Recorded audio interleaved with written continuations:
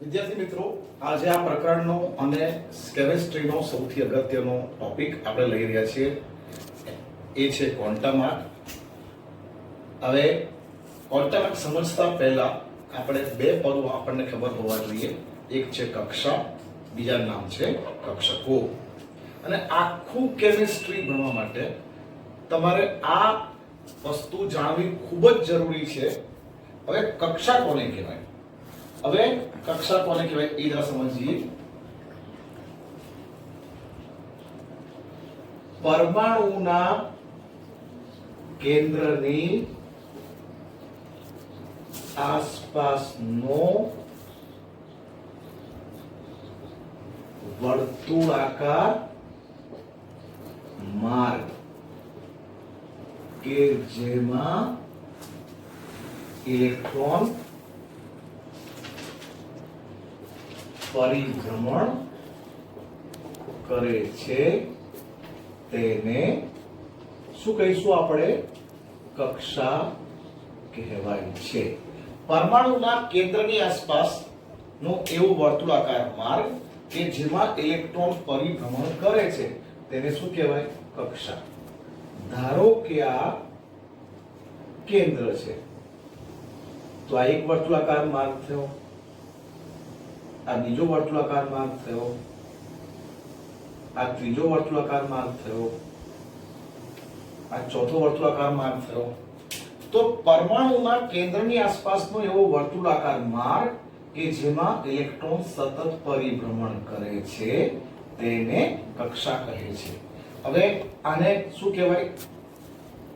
કક્ષા નંબર 1 કહેવાય, અને બીજી કક્ષા એટલે કક્ષા નંબર 2 કહેવાય, અને કક્ષા નંબર 3 કહેવાય, અને કક્ષા નંબર 4 કહેવાય. કક્ષા 1 એટલે કક્ષા માટે કક્ષાની સંજ્ઞા n હોય છે. એટલે તમે એવું કહી શકો કે આ n બરાબર 1 છે, આ n બરાબર 2 છે, n બરાબર 3 છે, n બરાબર 4 છે. એની આગળ પણ ઘણી બધી કક્ષાઓ હોઈ શકે, એના પછી ઘણી બધી કક્ષાઓ હોય. હવે n બરાબર 1 વાળી જે કક્ષા જે છે એ n બરાબર 1 વાળી કક્ષાની સંજ્ઞા કઈ છે? k.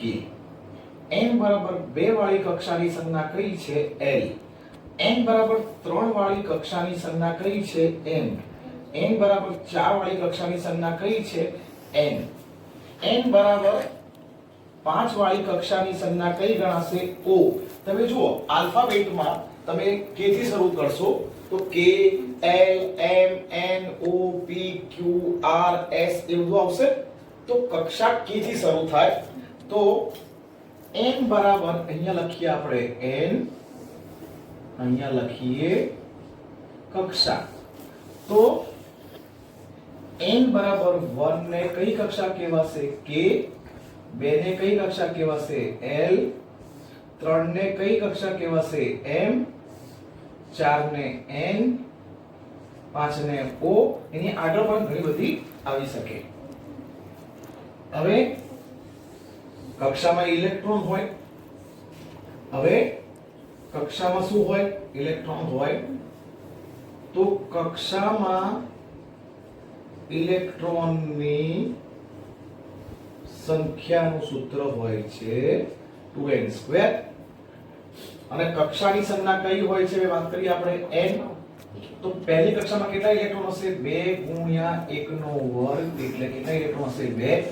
બીજી કક્ષામાં 2 ગુણ્યા 2 નો વર્ગ સૂત્ર પ્રમાણે, તો કેટલા ઇલેક્ટ્રોન થશે? 4 ગુણ્યા 2 એટલે કેટલા ઇલેક્ટ્રોન થશે? 8. ત્રીજી કક્ષામાં 2 ગુણ્યા 3 નો વર્ગ, 3 નો વર્ગ 9 ગુણ્યા 2 કેટલા ઇલેક્ટ્રોન થશે? 18 ઇલેક્ટ્રોન. બરાબર. ચોથી કક્ષામાં 2 ગુણ્યા 4 નો વર્ગ, 4 નો વર્ગ 16 ગુણ્યા 2 કેટલા ઇલેક્ટ્રોન થશે? 32 ઇલેક્ટ્રોન. પાંચમી કક્ષામાં 2 ગુણ્યા 5 નો વર્ગ, 5 નો વર્ગ 25 ગુણ્યા 2 કેટલા ઇલેક્ટ્રોન થશે? 50 ઇલેક્ટ્રોન થશે. ફરી પાછો જોઈ લઈએ, રિપીટ કરી લઈએ. પરમાણુના કેન્દ્રની આસપાસનો એવો વર્તુળાકાર માર્ગ કે જેમાં ઇલેક્ટ્રોન પરિભ્રમણ કરે છે તેને કક્ષા કહેવાય છે. કક્ષાની સંજ્ઞા કઈ હોય છે? n હોય છે. કેન્દ્રથી સૌથી પહેલી જે કક્ષા હોય એની સંજ્ઞા કઈ કહેવાય? k કહેવાય. બીજી કક્ષાની સંજ્ઞા કઈ છે? l. ત્રીજી કક્ષાની સંજ્ઞા કઈ છે l, ચોથી કક્ષાની સંજ્ઞા m, પાંચમી કક્ષાની સંજ્ઞા k l m n o છે. કક્ષામાં ઇલેક્ટ્રોનની સંખ્યા સૂત્ર કયું હોય છે 2n².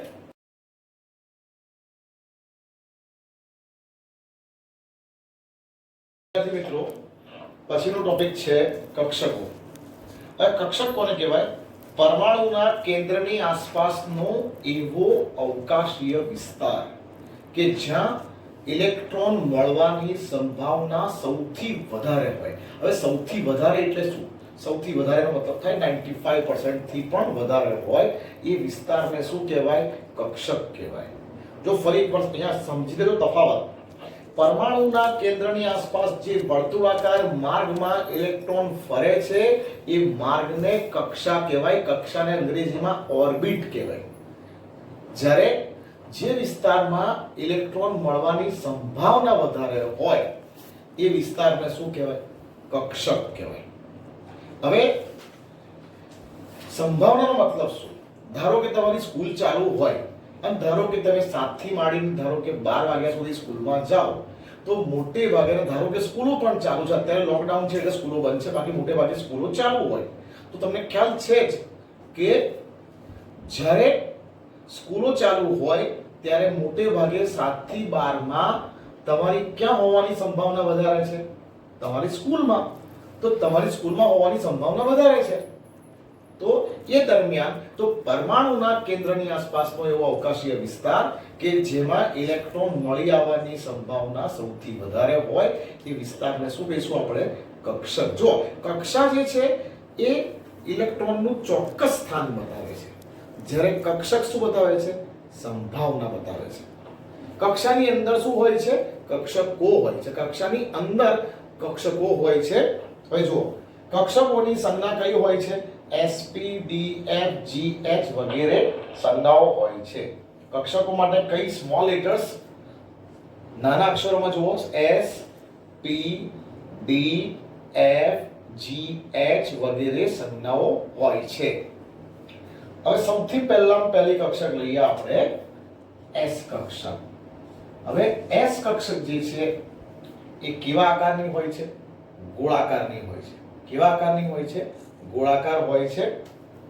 એટલે કે કેન્દ્રની આસપાસ આ જે ગોળ બતાવ્યું છે એ ગોળ જે છે એ કઈ કક્ષક ગણાશે? આપણે અત્યારે કઈ કક્ષક ગણશું? એને s કક્ષક. હવે s કક્ષકમાં એના પ્રકાર કેટલા છે? પ્રકાર ફક્ત એક જ પ્રકાર છે, એનો બીજો કોઈ પ્રકાર નથી. હવે એની અંદર મહત્તમ ઇલેક્ટ્રોન કેટલા મહત્તમ ઇલેક્ટ્રોન સમાઈ શકે? ફક્ત કેટલા સમાઈ શકે? 2. કારણ કે જેટલા પ્રકાર હોય એનાથી બમણા ઇલેક્ટ્રોન એની અંદર સમાઈ શકે. એક પ્રકાર હોય તો 2 ઇલેક્ટ્રોન સમાઈ શકે, 2 પ્રકાર હોય તો 4, 3 પ્રકાર હોય તો 6, 5 પ્રકાર હોય તો 10, 7 પ્રકાર હોય તો 14. એટલે મહત્તમ ઇલેક્ટ્રોન એક s કક્ષકમાં મહત્તમ 2 ઇલેક્ટ્રોન સમાઈ શકે. બીજી કક્ષા જે છે એનું નામ છે p પ્રકારની કક્ષકો. કયા પ્રકારની કક્ષકો? p પ્રકારની. હવે એનો આકાર ડમ્બેલ આકાર જેવો છે. કસરત માટે જે ડમ્બેલ્સ વપરાય, તમે બોડી બિલ્ડિંગ માટે જે વાપરીએ એ ડમ્બેલના આકાર જેવો આકાર ધરાવે છે. હવે એના 3 પ્રકાર છે. એક છે px, બીજું છે py, ત્રીજો પ્રકાર છે pz. તો p કક્ષકોના કેટલા પ્રકાર છે? 3. કયા કયા? px, py, pz. હવે સવાલ સમજો px કોને કહેવાય? ધારો કે આપણે આ લઈ લઈએ, આપણને ખ્યાલ છે કે આ x અક્ષ છે અને આ કઈ અક્ષ છે? y અક્ષ છે. હવે જો ઇલેક્ટ્રોન મળવાની સંભાવના ફક્ત x અક્ષ પર વધારે હોય તો આ પ્રકારની કક્ષકને કઈ કક્ષક કહેવાય? px. હવે સૌથી ઘણા સવાલ તો આ છે શું? આ જે છે એ કેન્દ્ર છે અને કેન્દ્રમાં ઇલેક્ટ્રોન મળવાની સંભાવના કેવી હોય છે? 0 હોય છે. સૌથી આવી જ કક્ષક કેમ દોરી? કારણ કે x અક્ષ જે છે એના 2 ભાગ પડે. આ તરફ 0 થી આ તરફ +x કહેવાય, 0 થી આ તરફ શું કહેવાય? તમને ખ્યાલ જ છે, -x કહેવાય. તો કેન્દ્રની આસપાસ x અક્ષ પર ઇલેક્ટ્રોન મળવાની સંભાવના વધારે છે. એ x પ્લસ બાજુ પણ હોઈ શકે, માઈનસ બાજુ પણ હોઈ શકે, એટલા માટે એનું નામ શું પડ્યું છે? px. હવે જો ઇલેક્ટ્રોન મળવાની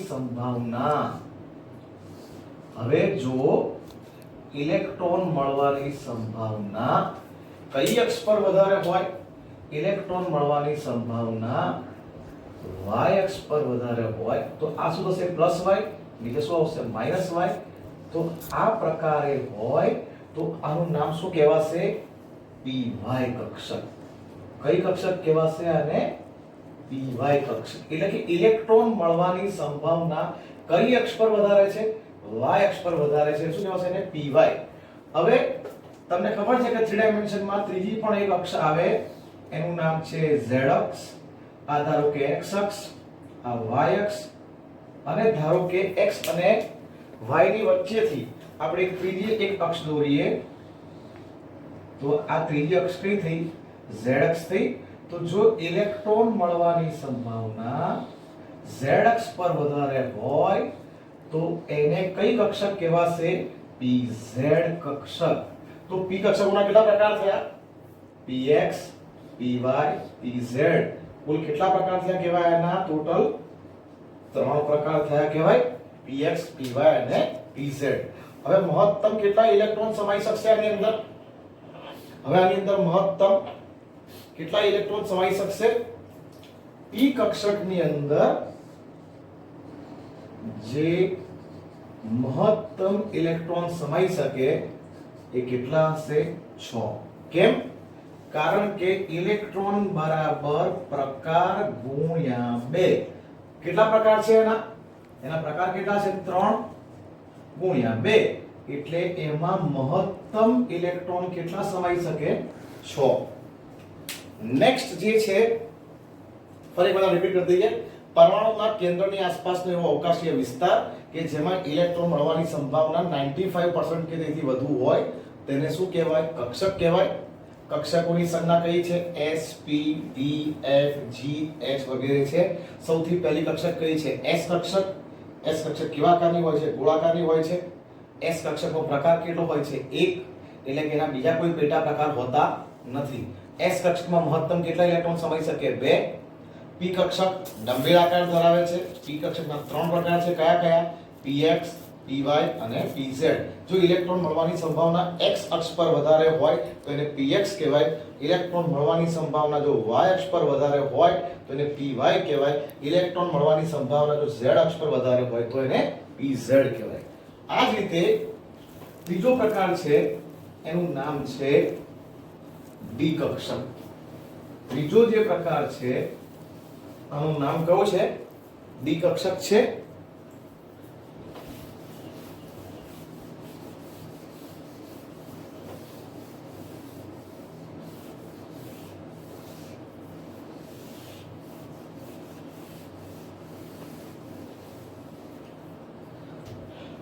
નેક્સ્ટ જે પ્રકાર છે એ કઈ કક્ષક છે? d કક્ષકો. હવે ત્રીજો પ્રકાર જે છે, હવે આ કયા આકારની છે?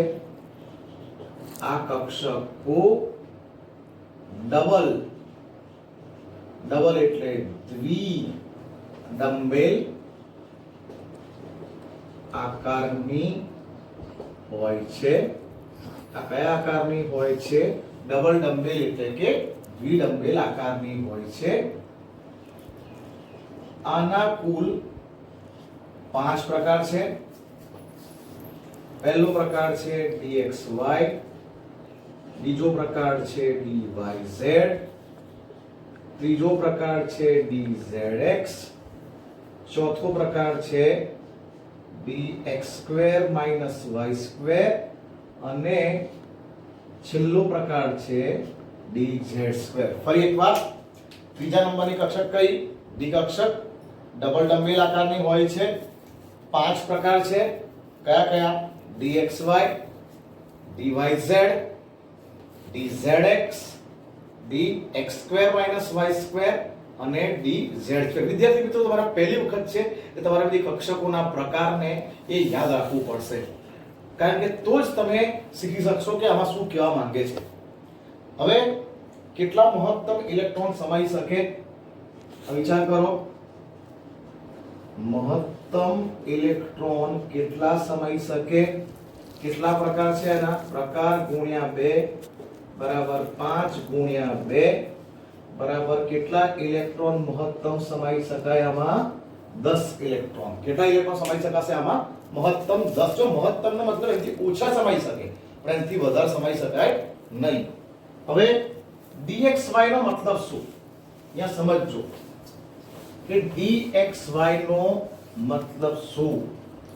જો ઇલેક્ટ્રોન મળવાની સંભાવના, અહીંયા સમજજો, ધારો કે આપણી આ x અક્ષ છે, આ કઈ અક્ષ છે? y અક્ષ છે.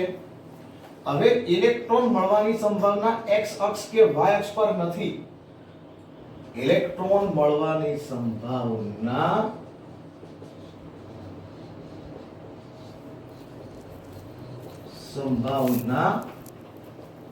x અને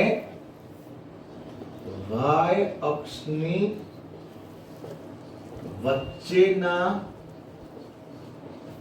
વિસ્તારમાં હોય તો તેને dxy કહે છે. એટલે જુઓ, ઇલેક્ટ્રોન મળવાની સંભાવના x અક્ષ અને y અક્ષ વચ્ચે આ ચાર વિસ્તાર થયા. x અક્ષ અને y અક્ષ વચ્ચે જુઓ, આ પ્લસ y માઈનસ y, તો આ x અને y વચ્ચેનો વિસ્તાર થયો. અહીંયા પણ જેટલી ઇલેક્ટ્રોન મળવાની સંભાવના છે એટલી સંભાવના આ તરફ પણ છે. આ પણ x અને y વચ્ચેનો વિસ્તાર છે કે આ પણ નેગેટિવ x છે, આ નેગેટિવ y છે. ઇલેક્ટ્રોન મળવાની સંભાવના જો x અને y વચ્ચેના વિસ્તારમાં વધારે હોય તો આ કક્ષકને આપણે કયું નામ આપશું? dxy. એટલે પહેલી કક્ષક કઈ થઈ તમારી? પહેલી કક્ષક કઈ તમે જોઈ? dxy. હવે બીજી કક્ષક જોઈએ, કઈ જોઈશું? dyz. એનો મતલબ કે ઇલેક્ટ્રોન મળવાની સંભાવના y અને z અક્ષ વચ્ચે છે. ધારો કે આપણે આની અંદર આમ ઘણા બધા આકારો શક્ય છે આની રીતે, પણ આપણે ધારો કે અહીંયા નામ ચેન્જ કરી દઈએ. અહીંયા ધારો કે આપણે કઈ અક્ષ કહી દઈએ? z અક્ષ કહી દઈએ. કારણ કે અત્યારે આપણે એકદમ ડિટેલ 3 ડાયમેન્શનમાં તમારે આકૃતિ જોવી હોય તો તમે YouTube માં ઘણા બધા એનિમેટેડ વિડિયોમાં પણ જોઈ શકશો. પણ અહીંયા આપણે 2 ડાયમેન્શન બોર્ડ છે એટલે આપણે એવું નહીં લઈ શકીએ. એટલે જો ઇલેક્ટ્રોન મળવાની સંભાવના જે છે y અને z અક્ષ વચ્ચે વધારે હોય તો આ કક્ષકને આપણે કઈ નામ આપશું? dyz. હવે ત્રીજી કક્ષક કઈ છે? dzx. એનો મતલબ એવો થયો કે ઇલેક્ટ્રોન મળવાની સંભાવના x અને z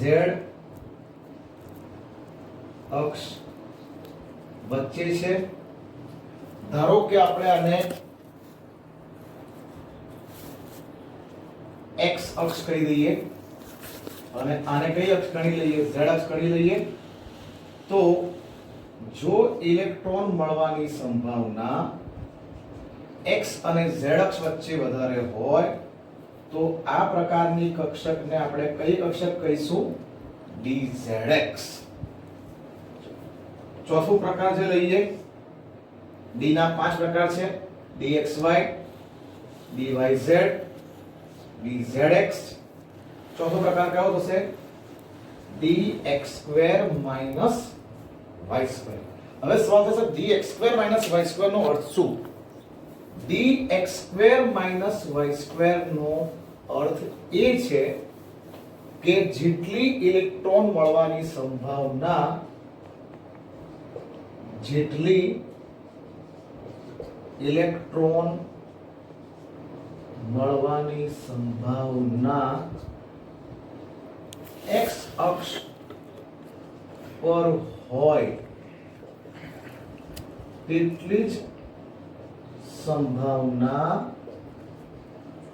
y અક્ષ પર પણ હોય તો તેને કઈ કક્ષક કહેવાય?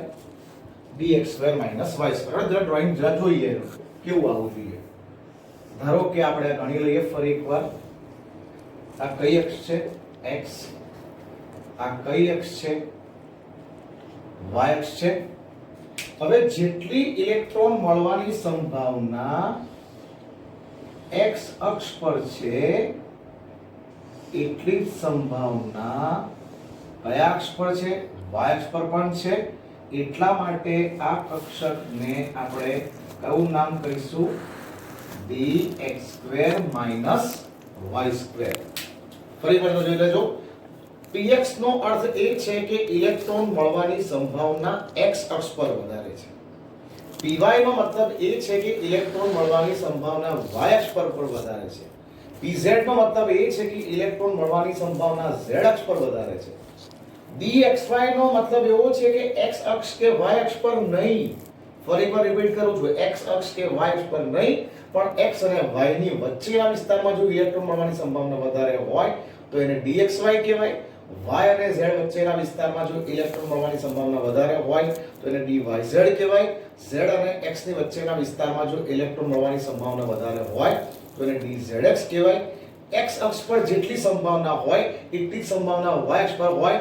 જ્યારે બે સંભાવનાઓ અલગ અલગ રીતે આવતી હોય તો સંભાવનાઓની બાદબાકી થાય. એટલા માટે અહીંયા લખ્યું છે dx² - y². હવે છેલ્લો પ્રકાર રહ્યો એનું નામ છે, જે પાંચમો પ્રકાર જે રહ્યો એ પાંચમો પ્રકાર જરા જોઈ લઈએ. પાંચમો એટલે કે ઈ પ્રકાર જોઈ લઈએ. એનો એટલે કે તમે આને 1 2 3 4 5 કેવું ગણી શકશો. ડી અક્ષરોના 5 પ્રકાર છે. કઈ કઈ? dz². હવે dz² નો અર્થ શું? dz² નો અર્થ એવો છે કે ઇલેક્ટ્રોન મળવાની સંભાવના, માની લો કે આપણે એને z અક્ષ કહી દઈએ. જ્યારે ઇલેક્ટ્રોન મળવાની સંભાવના z અક્ષ ઉપરાંત, જ્યારે ઇલેક્ટ્રોન મળવાની સંભાવના z અક્ષ ઉપરાંત પરમાણુના કેન્દ્રની આસપાસના કેટલાક વિસ્તારમાં પણ હોય તો આ કક્ષકને કહેવાય છે dz². તો dz² નો અર્થ એવો છે કે ઇલેક્ટ્રોન મળવાની સંભાવના z અક્ષ અને કેન્દ્રની આસપાસના વર્તુળાકાર માર્ગમાં હોય છે. એટલા માટે શું નામ પડ્યું છે એનું? dz².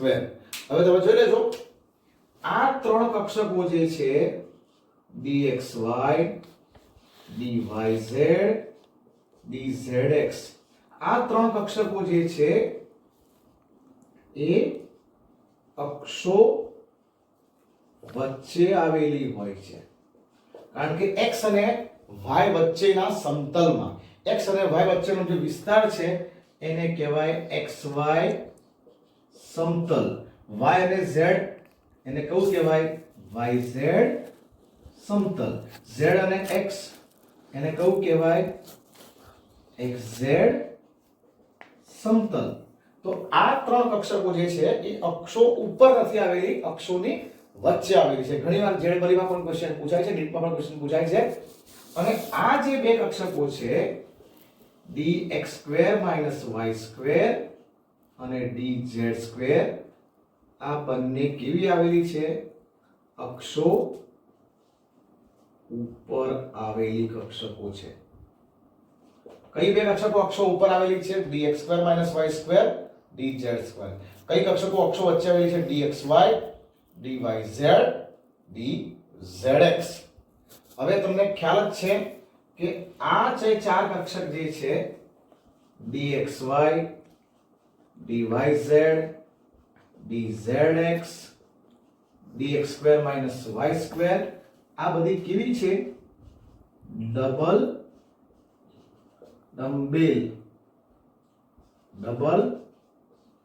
ડમ્બેલ આકારની છે, જ્યારે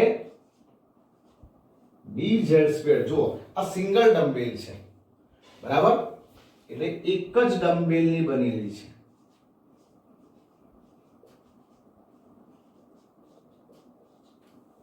હવે આના પરથી તમે ફરી બધા જોઈ લેવું છે. ડી કક્ષકો કેટલા પ્રકાર આવે? 5 પ્રકાર: dxy dyz dzx dx² - y² dz².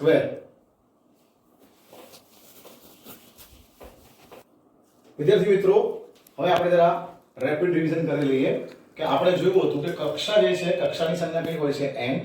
કક્ષાની સંજ્ઞા કઈ હોય? મહત્તમ ઇલેક્ટ્રોન કેટલા સમાઈ શકે? પહેલી કક્ષાની સંજ્ઞા કઈ હતી? કે કેટલા ઇલેક્ટ્રોન સમાઈ શકે? એમાં 2. બીજી કક્ષાની સંજ્ઞા l 8, 2 × 2 નો વર્ગ, આપણે ડિટેલમાં ભણાવ્યું જ છે. કક્ષા નંબર 3 ની સંજ્ઞા કઈ છે? m. કેટલા મહત્તમ ઇલેક્ટ્રોન સમાઈ શકે? 18. ચોથી કક્ષાની સંજ્ઞા n છે, મહત્તમ ઇલેક્ટ્રોન 32 સમાઈ શકે. પાંચમી કક્ષા જે છે એ આ 5 નંબર છે, આ 5મા નંબરની કક્ષાની સંજ્ઞા કઈ છે? O છે, અને એમાં મહત્તમ કેટલા ઇલેક્ટ્રોન સમાઈ શકે? 50. તો એ સમજો કક્ષક s p d f g h ઇનથી પણ આગળ આવી શકે. s કક્ષક ગોળાકાર છે, p કક્ષક ડમ્બેલાકાર છે, d કક્ષક ડમ્બેલાકાર છે, એમાં એક અપવાદ છે. f કક્ષકના આકાર શોધાયા છે પણ કોર્સમાં નથી એટલે અહીંયા લખ્યા નથી.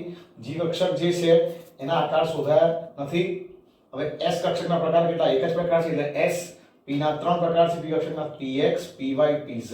d કક્ષકના 5 પ્રકાર છે, dxy dyz dzx dx² - y² અને dz². આ 3 કક્ષકો અક્ષોની વચ્ચે આવેલી છે, આ 2 કક્ષકો અક્ષોની ઉપર આવેલી છે. આ 1 2 3 4 ડબલ ડમ્બેલ છે, આ સિંગલ ડમ્બેલ આકારની છે. f કક્ષકના 7 પ્રકાર છે. જો કક્ષકોના પ્રકાર એકી સંખ્યામાં છે. જો અહીંયા કેટલો પ્રકાર છે? એક પ્રકાર. અહીંયા કેટલા પ્રકાર છે? 3 પ્રકાર. અહીંયા કેટલા પ્રકાર છે? 5 પ્રકાર. અહીંયા કેટલા પ્રકાર છે? 7 પ્રકાર. અહીંયા કેટલા પ્રકાર છે? 9 પ્રકાર. હવે જેટલા પ્રકાર હોય એથી મહત્તમ ઇલેક્ટ્રોન ડબલ હોઈ શકે, એટલે f કક્ષકમાં મહત્તમ ઇલેક્ટ્રોન કેટલા સમાઈ શકે? 2. p ના 3 પ્રકાર છે, મહત્તમ 6 ઇલેક્ટ્રોન સમાઈ શકે. d ના 5 પ્રકાર છે, મહત્તમ 10 ઇલેક્ટ્રોન સમાઈ શકે. f ના 7 પ્રકાર છે, મહત્તમ 14 ઇલેક્ટ્રોન સમાઈ શકે.